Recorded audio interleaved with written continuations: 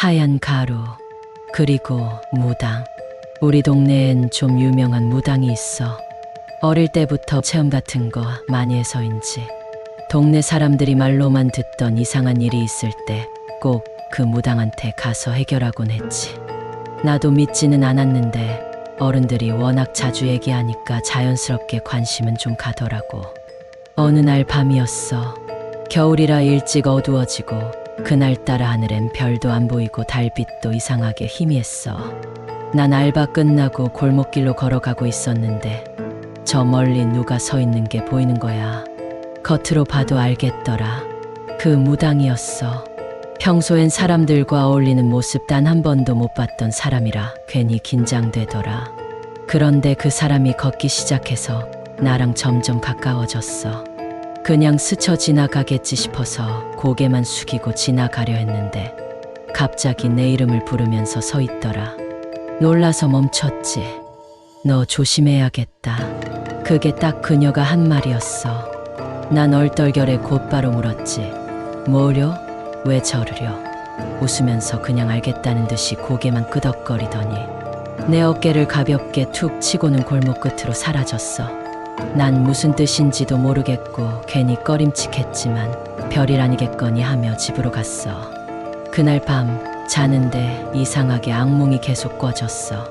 그러다 밤중에 갑자기 깨는데 이상하게 방이 너무 어두웠어.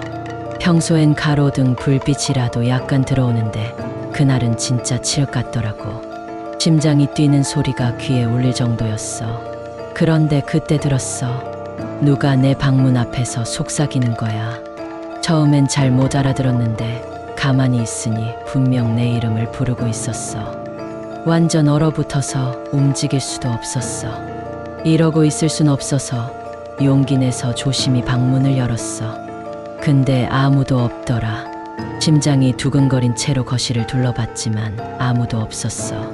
겨우 물 한 잔 마시고 숨 좀 돌리려고 소파에 앉았는데 그때 발견했어.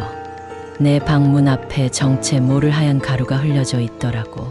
다음 날 너무 이상해서 결국 무당집으로 갔어.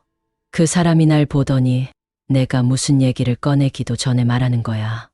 너 밤에 그거 봤지? 순간 숨이 턱 막히더라.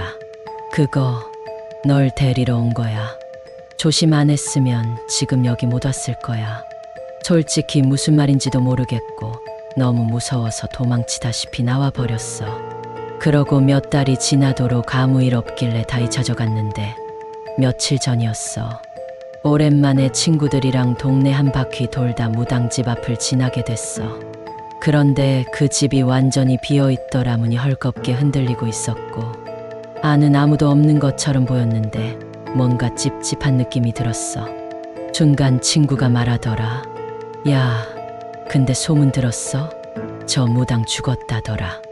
몇 달 전에 사람들 몰래 어디 산속에서 발견됐대. 순간 머리가 띵해졌어. 그 사람이 마지막으로 했던 말이 떠오르더라. 조심 안 했으면 지금 여기 못 왔을 거야. 집으로 돌아왔는데 계속 무언가 따라오는 느낌이 들어. 심장이 저릿한 게 이상하더라. 방에 들어와 문을 확 잠그고 앉았는데 문득 바닥을 보니 발바닥에 뭔가 묻어있더라. 하얀 가루였어. 누가 내 방 안에 또 그걸 흩뿌리고 간 거야. 순간 온몸에 소름이 돋더라. 도저히 가만히 있을 수가 없어서 휴대폰 플래시를 켜고 방 구석구석을 살폈어. 하지만 아무도 없었어. 그래도 불안한 마음에 방 문을 잠그고 소파에 앉아 떨리는 손으로 무당집 번호를 다시 찾아냈어. 혹시나 싶어서 전화를 걸었는데 꺼져 있더라. 그제서야 생각났어. 그 사람이 이미 죽었다는 걸.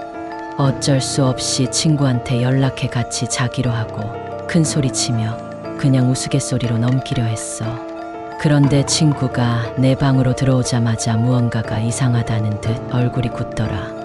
야, 내 방 냄새 이상하지 않아? 무슨 타는 냄새 같은 게 나는데? 그 말 듣고 주변을 둘러보는데 정말 알 수 없는 타는 듯한 냄새가 코를 찌르기 시작했어. 이상한 느낌의 침대 밑을 보려고 고개를 숙였는데 그 밑에 누군가의 얼굴이 나를 똑바로 올려다보고 있더라. 심장이 멎는 줄 알았어. 때마침 친구도 비명을 지르고 문득 정신이 아득해질 만큼 숨이 차오르고 본능적으로 뒤로 물러났어. 침대 밑에 보인 얼굴은 분명히 사람 얼굴처럼 보였는데 눈동자가 이상하게 공허했어. 피부는 창백하고 입가가 기이하게 찢어져 있었어.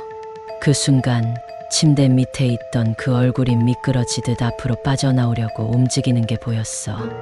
난 비명조차 나오지 않고 그 자리에 얼어붙어 버렸지. 친구는 이미 문 쪽으로 달려갔고 나는 겨우 몸을 움직여 친구를 따라갔어.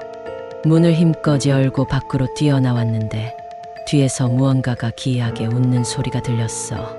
밖으로 나온 후 친구는 숨을 헐떡이며 말했어. 너 방 금지야. 다시 들어가면 진짜 큰일 나. 나는 숨을 고르며 친구 집으로 뛰어갔고 뒤도 돌아보지 않았어.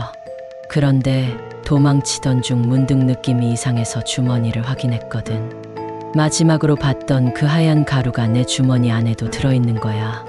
도대체 누가, 언제, 왜 그걸 넣어놓은 건지 알 수 없는 건지도 모르겠으니까. 심장이 쿵쿵거려서 그날 밤은 친구 집에 자고 갔어. 그런데 이상한 건 거기에서도 결국 똑같은 일이 생겼다는 거야.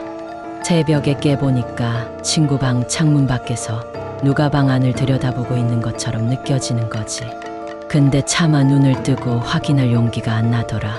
그저 머리끝까지 이불을 뒤집어 쓰고 몸을 웅크렸는데도 창밖에서 느껴지는 기운이 점점 강해지는 것 같았어.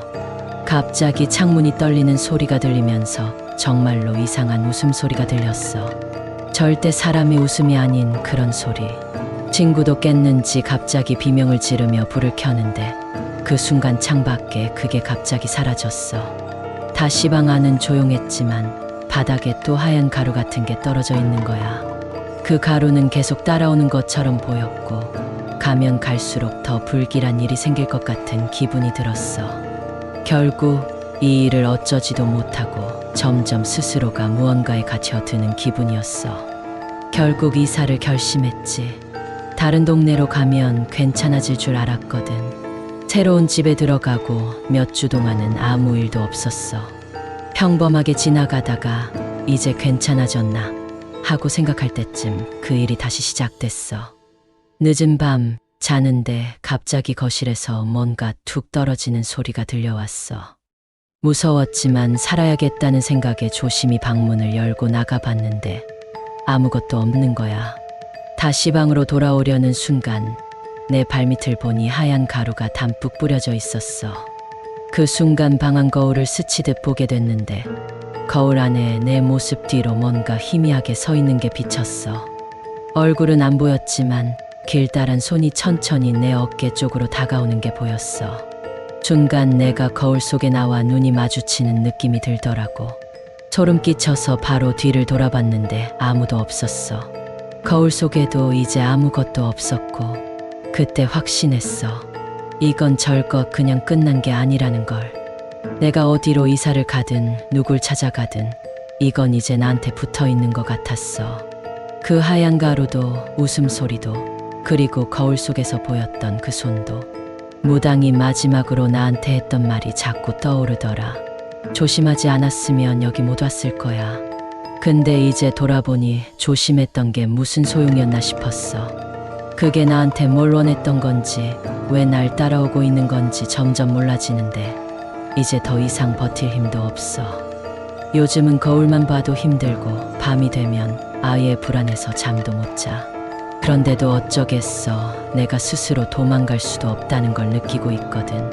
그리고 오늘 지금 이 순간 방 안에 앉아 뭔가가 내 주변에서 천천히 움직이는 소리가 자꾸 들려. 어두운데도 이상하게 뭔가 나를 보고 있다는 느낌이 확 드는데 근데 문제는 내가 분명 혼자 있어야 하는 이 방에 지금 내 뒤쪽에서도 누군가 숨소리가 같이 들린다는 거야.